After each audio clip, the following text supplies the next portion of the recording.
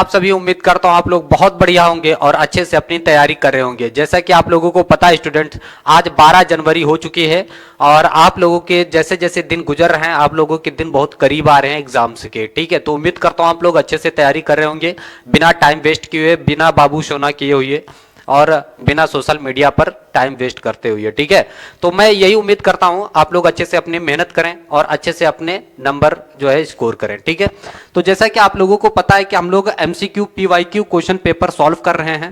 ठीक है, class 10th math के स्टैंडर्ड और बेसिक दोनों रहेंगे। आज हम लोग जो सेट है वो सीबीएसई बोर्ड स्टैंडर्ड मैथ के क्वेश्चन सॉल्व करेंगे। पीवाईक्यू 2023 के हैं, 2024 के मैंने सॉल्व करवा दिए हैं सभी।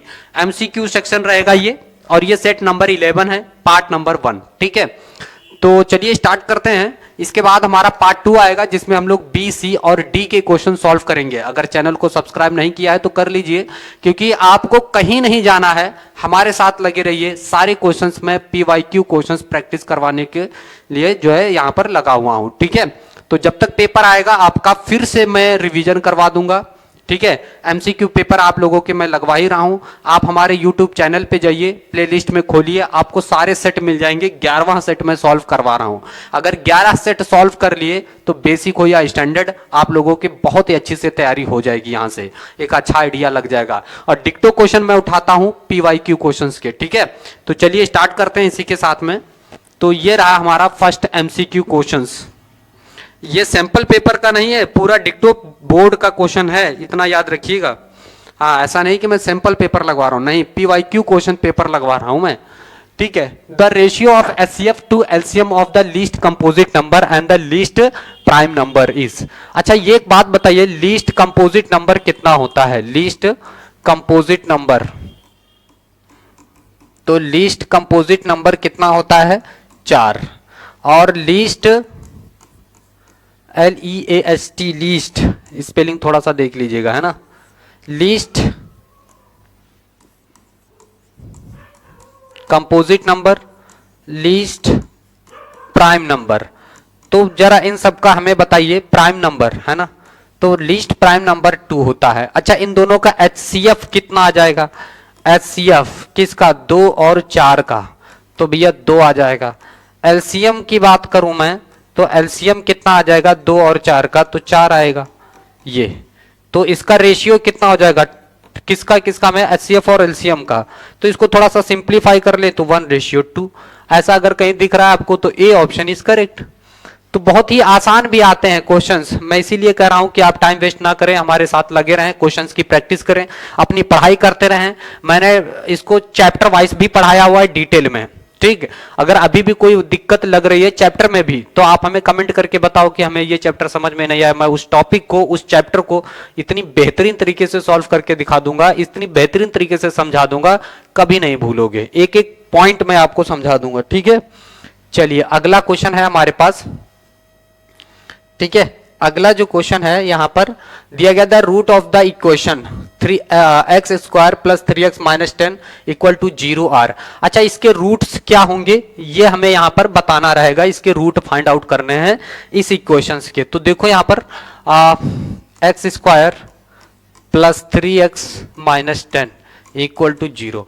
आपको ऐसा करना है कि आप यहां पर देखो कोई नंबर नहीं है, यहां पे जो भी नंबर होता तो हम लोग क्या करते हैं, लास्ट वाले नंबर से मल्टीप्लाई करते हैं। अच्छा, मल्टीप्लाई करने पर तो हमें चाहिए -10, और अगर मैं उसी 2 नंबर को ऐड करूं तो हमें चाहिए +3। तो ऐसा हम लोग क्या ले सकते हैं, तो आप 10 को फैक्टराइजेशन कर लीजिए। 10 का फैक्टर करोगे 2 और 5, दैट मीन्स यह 2 और 5 आ रहा है। तो हमें 3 चाहिए प्लस का, तो आप 2 को माइनस में ले लो। इन दोनों को जरा ऐड करो, 2 + 5 = कितना आ जाएगा? 3। और हमें यही तो चाहिए कि ऐड करने पर 3 आना चाहिए। क्लियर है? अच्छा, इन्हीं दोनों का आप मल्टीप्लाई करो, -2 × 5 तो -10 आ जाएगा। हमें यही चाहिए, तो इसका मतलब हमारे रूट्स मिल गए। इसका आप कर लो फैक्टराइजेशन। ध्यान में समझ में आए क्या? तो यहां पर सुनो, ये हो जाएगा हमारे पास x² प्लस, यहां पर हम लोग प्लस ही रखते हैं, -2 + 5 × x रखो, -10 करो। ठीक, अब यहां से क्या आ जाएगा? x², इसकी इसमें मल्टी, देखो प्लस इंटू माइनस माइनस ही आएगा, इसकी इसमें मल्टीप्लाई करोगे 2x हो जाएगा, ये 5x हो जाएगा, -10 हो गया, है ना। यहां से आप दोनों में से क्या कॉमन ले सकते हो, तो x ही कॉमन जा रहा है, तो x करो, x माइनस 2 करो, यहां से इन दोनों के पास कॉमन क्या है तो 5, तो x माइनस 2, ठीक।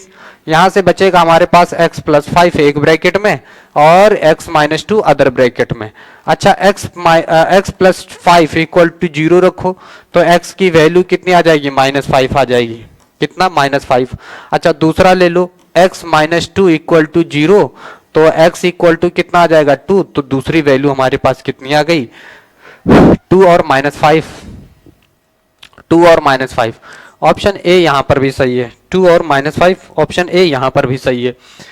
तो दो भनाभन क्वेश्चन हो गए, है ना, समझ में आया, कोई दिक्कत नहीं हुई होगी, मैंने पूरा डिटेल में एक्सप्लेन किया है। और हमें जरूर कमेंट करके बताया करिए, आप लोग सब्सक्राइब भी नहीं करते हो और उसको लाइक भी नहीं करते हो, तो ये गलत बातें हैं। जहां से सीख रहे हो उसको थोड़ा सा गुरु दक्षिणा का तो ध्यान रखा ही गुरु, है ना। चलिए देखते हैं कौन सा फीस ले रहा हूं मैं आप लोगों से। चलिए देखिए अगला जो है हमें यहां पे दिया गया है कि एपी इस फॉर्म में दिया गया है, एपी है ये उसने पहले ही बोल रखा है, ठीक है ना। तो एपी क्या है भाई, √6 कॉमा √24 कॉमा √54 ऐसे कंटिन्यू है ना। अच्छा रूट ये तो 6, इसके आगे कुछ नहीं तो 1 मान लो। इसको जरा √24 को हम लोग क्या लिख सकते हैं, 6 चौके 24, है ना। और ये 4 कितना बाहर आता है 2 का है, तो इसको हम लोग क्या लिख सकते हैं कि भैया 2√6, है ना। अच्छा 54 को हम लोग क्या लिख सकते हैं 9 छंग 54, ऐसा लिख सकते हैं कि नहीं, √54 को, है ना। तो इसमें से कितना बाहर आ जाएगा 3 आ जाएगा, तो 3√6 लिखेंगे, ठीक है। अच्छा इसके बाद अगला होता तो क्या होता सुनो, 16 16 16 85 16 छक्का 96, है ना, 96 होता, तो मैं यहां पर लिखता 16 × 6। अच्छा 16 में से कितना बाहर आता है 4, तो 4√6, है ना। तो यहां पर कितना आ जाएगा 96 आ जाएगा, 96 आ जाएगा, बी ऑप्शन इज करेक्ट। अगला एपी में टर्म क्या होगा 96 होगा। अरे भैया यहां से 26 में से 2 और √6 आया, फिर अगला 3√6 आया, तो यहां पर कितना आएगा 4√6 आएगा। और 4√6 बोले तो 4 कब बाहर आया होगा जब अंदर 16 रहा होगा, तो 16 × 6 96, खत्म, ये आंसर हो जाएगा। चलिए अगला क्वेश्चन देखिए यहां पर। तो यहां पर अगर मैं बात कर रहा हूं, ठीक है, उसने बोला है एक्स एक्सिस से डिस्टेंस हमें बतानी है, एक्चुअली एक्स एक्सिस से डिस्टेंस बतानी, the distance of the point -1,7 from x axis. चाहे तो बना लो, ये वाई एक्सिस हो गई, ये एक्स एक्सिस हो गई, ठीक है। तो x -1 मान लो, -1 ये है, y पर 7 है, तो x एक्सिस से डिस्टेंस कितनी है, देखो यहां से यहां तक क्या है -1, तो x एक्सिस से डिस्टेंस कितनी है -1 है भाई। यहां से ये 0,0 है, ये x एक्सिस है, इस पर डिस्टेंस कितनी है -1 है, y एक्सिस पर डिस्टेंस कितनी है, ये 7 है, y = 7 और x = -1, ठीक है। तो x एक्सिस पर पूछा गया था, -1 हो जाएगी डिस्टेंस, खत्म। अच्छा अगला जो क्वेश्चन है ये भी बहुत ही सिंपल है। क्या दिया गया, what is the area of semi circle of diameter d। Diameter दिया ही गया है d है, तो इसका रेडियस कितना हो जाएगा, रेडियस तो d/2 हो जाएगा रेडियस, ठीक। Area of semi circle, area of semi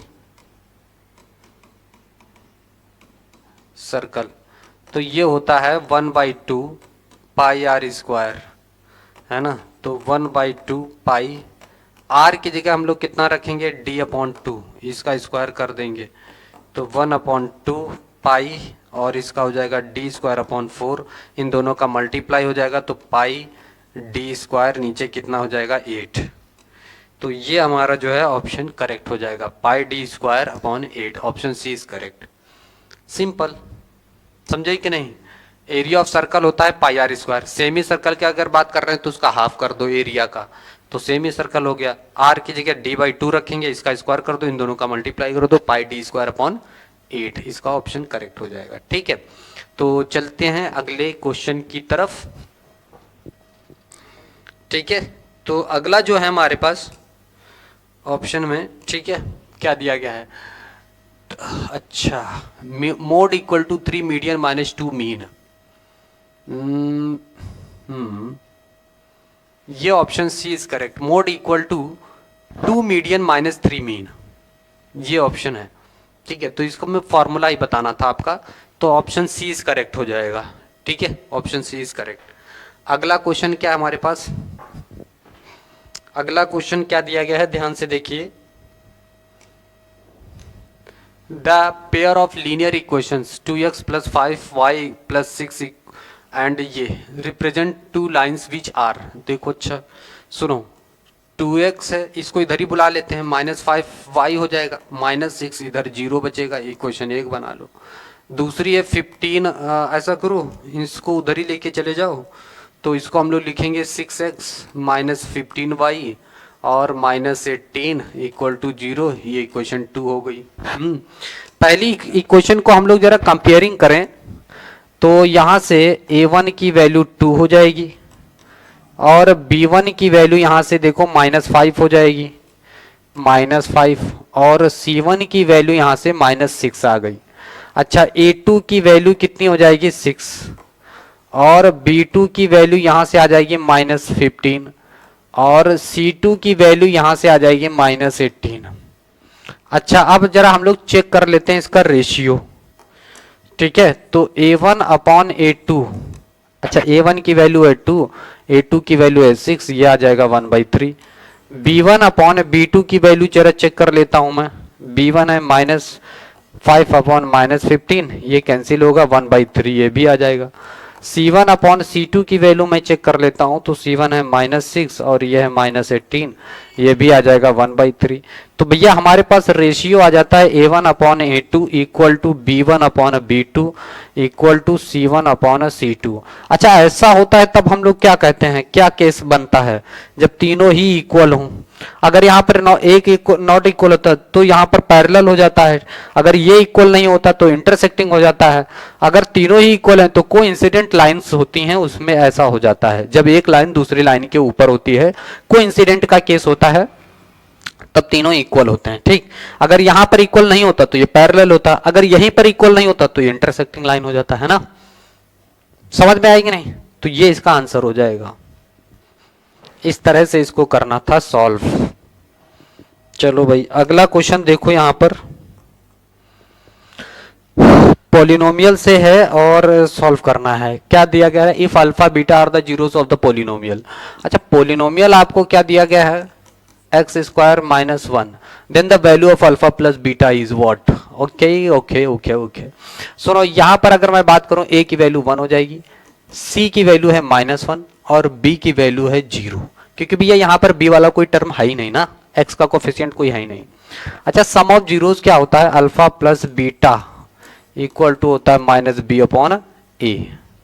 अच्छा ठीक है, -b कितना है 0 अपॉन a कितना है 1, दैट मीन्स 0। आंसर कितना आ जाएगा, D option is correct, D option is correct. Alpha plus beta की वैल्यू कितनी है, 0 है। क्या बात समझ में आएगी आप लोगों को, ठीक है। चलो फिर देखो अगला क्वेश्चन।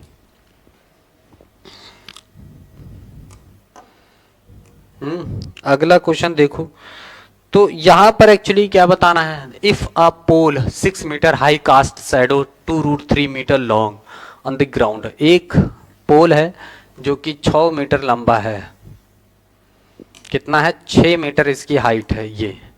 अच्छा, इसकी शैडो कितनी बन रही, 2√3 मीटर, 2√3 मीटर इसकी शैडो बन रही है। अच्छा ठीक है, तो हमें कितना ये एंगल बना रही है ये हमें फाइंड आउट करना है ना। अब जरा गौर से देखो, ये हो जाएगा हमारा ए, ये हो जाएगा बी और ये हो जाएगा सी, ठीक है जी। अच्छा, अब देखो ये एंगल है तो ये परपेंडिकुलर, ये बेस है, हमें इन्हीं दोनों की तो जरूरत है, तो हम लोग क्या लगा सकते हैं, ट्राइंगल एबीसी में टेन थीटा लगा सकते हैं भाई, टेन थीटा, यानी tan theta equal to perpendicular यानी BC upon base A B, ठीक है। तो भैया टेन थीटा परपेंडिकुलर है 6 और इसका है 2√3, है ना। तो ये इससे कैंसिल ही हो जाएगा, टेन थीटा इक्वल टू कितना आ जाएगा 3/√3, और ये इससे कैंसिल होगा तो ये आ जाएगा √3। अच्छा, tan theta equal to, tan कितने की वैल्यू है, ये 1060 की वैल्यू है, 1060 डिग्री, थीटा इक्वल टू कितना आ जाएगा 60 degree. This is your answer 60, option A correct. तो ऐसे करना था इसको, ठीक है ना, ऐसे करना था सारे क्वेश्चन। इसमें दो एक नंबर मिल जाता, सस्ता था एकदम, ये निकालना है, ठीक। अच्छा, इसमें अगला जो क्वेश्चन है आपका, ठीक है, क्या दिया गया है, तो यहां पर भी बोला गया है sec theta when expressed in terms of cot theta is equal what. अच्छा सुनो, सेक थीटा को कॉट थीटा में कन्वर्ट करना है, तो हमारे पास एक आइडेंटिटी होती है sec square theta minus tan square theta equal to 1। पहले मैं इसको फेंकता हूं उधर, तो sec square theta equal to आता है 1 plus tan square theta, am I right. इस स्क्वायर को उधर जाने दो, तो sec theta equal to √1 plus tan square theta, है ना। अच्छा, sec theta equal to what, √1 plus, इस 10 को मैं पलट करके लिख सकता हूँ ना, कॉट स्क्वायर थीटा। अच्छा, आप ले लो आप एलसीएम, है ना, तो ये क्या हो जाएगा कॉट स्क्वायर थीटा प्लस 1, नीचे क्या हो जाएगा कॉट स्क्वायर थीटा √ में, ठीक। अब देखो ये नीचे वाला तो बाहर आ ही सकता है ना, ये पूरा नीचे तक है ऐसा, अब नीचे वाला तो बाहर आ ही सकता है, तो इसको हम लोग क्या लिख सकते हैं, sec theta equal to √1 plus cot square theta, नीचे क्या हो जाएगा कॉट थीटा।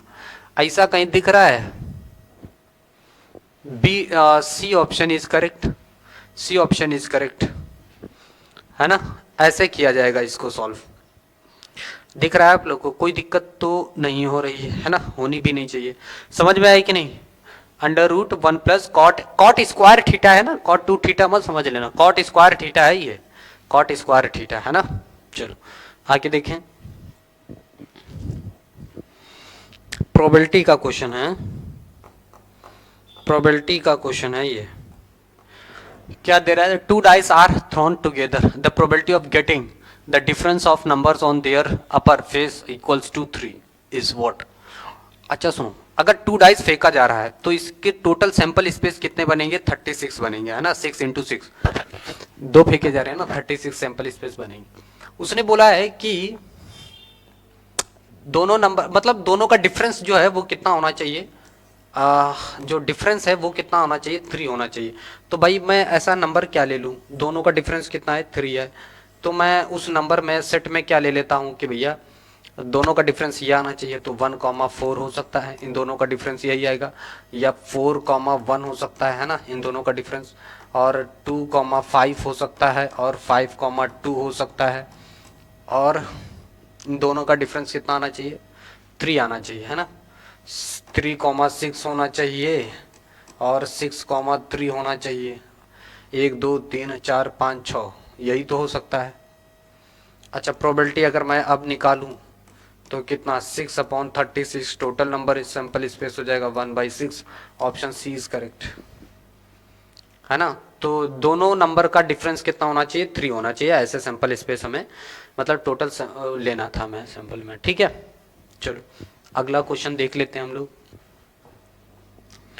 अगला जो क्वेश्चन है यहाँ पर दिया गया है, चलो आ जाओ, हाँ, the distance of the point from origin, okay, तो 0,0 ओरिजिन -6,8, ये पॉइंट हमें लेना है, ये हो जाएगा x1 y1 x2 y2। इन दोनों के बीच का डिस्टेंस निकालते हैं ना, मान लो लेट से ये पॉइंट A है, ये B है, ओके, और ए बी √x1 - x2 का whole square plus y1 - y2 का होल स्क्वायर, ओके। तो यहाँ से क्या आ जाएगा हमारे पास, 0 - x2, माइनस माइनस हो जाएगा, प्लस का whole square plus y1 0 - y2 का होल स्क्वायर, ठीक है। तो ये कितना हो जाएगा 36 + 64, और ये हो जाएगा 100 आ जाएगा 10 unit, D option is correct. A भी कितना आ जाएगा 10 यूनिट, 10 यूनिट है ना। तो वैल्यू कितनी आ गई 10 unit value, answer is correct. Origin होता है हमारा 0,0। ओरिजिन क्या होता है 0,0। अगर आपको नहीं पता है तो मैं बता दूं, ये पॉइंट है ओरिजिन 0,0। ठीक है 0,0 ये होता है ओरिजिन।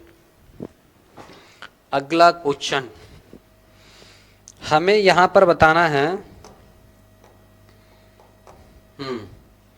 हमें यहां पे बताना है इसमें centre O. If P Q is a tangent, okay, हमें x प्लस वाई की वैल्यू बतानी है। ठीक है सुनो सुनो सुनो सुनो, यहां पर ये हो जाएगा 90 डिग्री, अदर दो का सम होगा 90 डिग्री। तो सुनो, in triangle POQ, POQ right, okay okay okay, QPO, QPO plus angle POQ, POQ plus angle PQO, PQO equal to 180 degree. Angle sum property, angle sum property है ना, एंगल सम। सुनो सुनो सुनो, P कितना है x है और ये है y प्लस 90 डिग्री, क्योंकि यहां पर ये रेडियस है ना, तो 90 डिग्री इक्वल टू 180। तो देन x प्लस वाई कितना आ जाएगा 90, खत्म।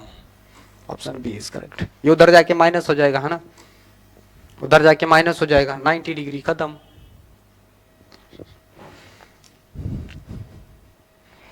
अच्छा सुनो, हमें इसका आंसर बताना है एग्जैक्टली क्या आएगा।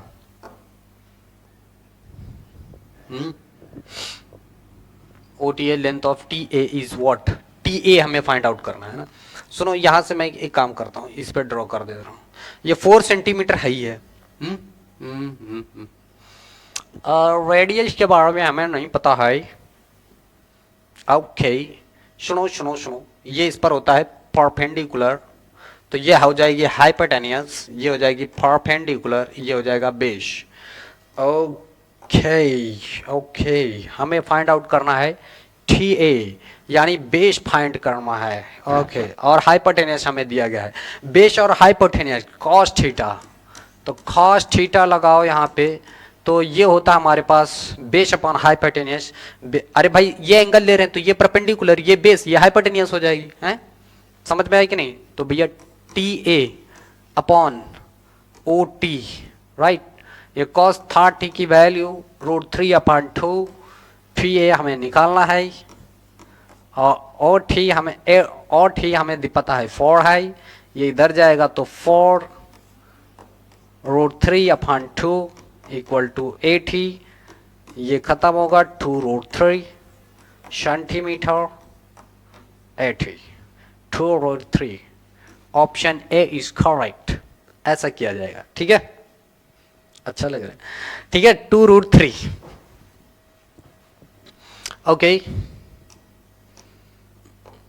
ठीक है ओके, चलिए अगला क्वेश्चन सॉल्व करते हैं। फी भी आपको दिया गया है, फी भी टोटल 6 सेंटीमीटर हाई यहां तक।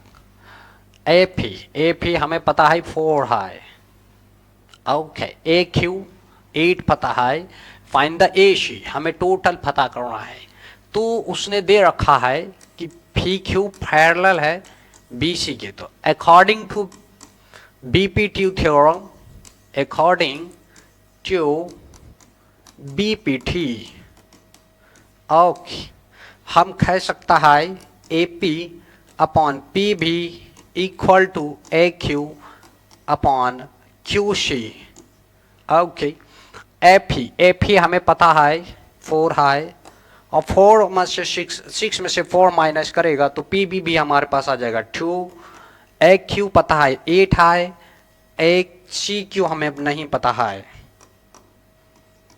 CQ ठीक है, ये आ जाएगा 2 और ये इधर जाएगा तो CQ हमारे पास आ जाएगा 8/2, दैट मीन्स 4।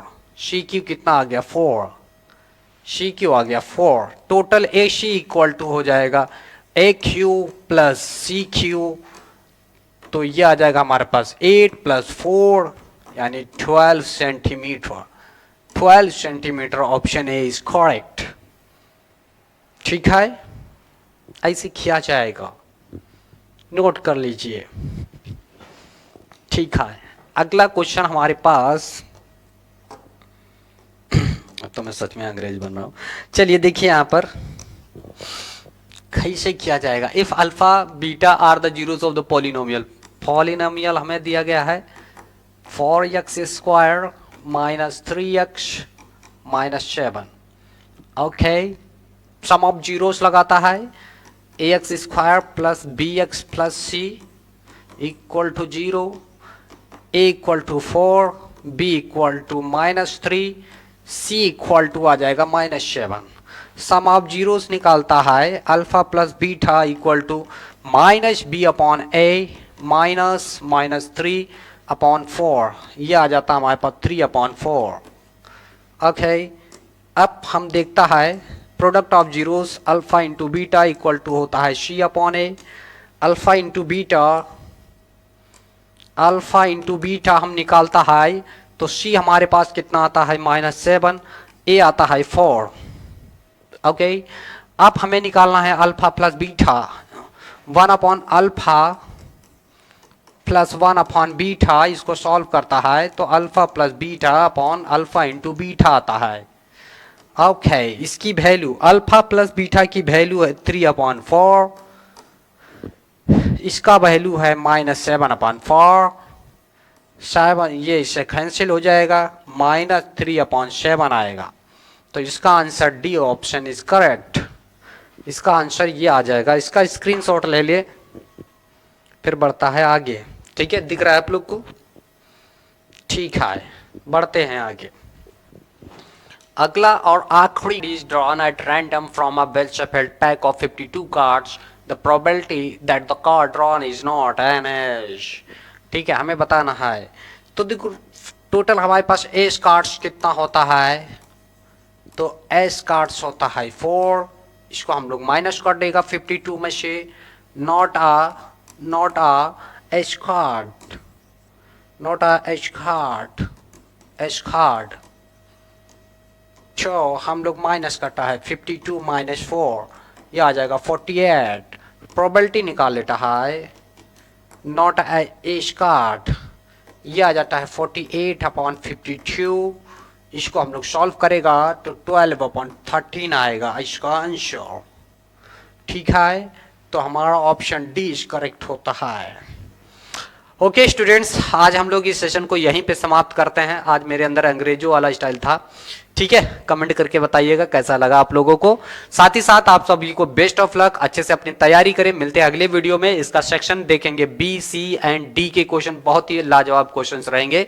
PYQ क्वेश्चन 2023 का पेपर है। ठीक है, तो आप लोग आराम करें, खाना पीना खाएं, रात हो चुकी है, और अच्छे से अपनी पढ़ाई करें।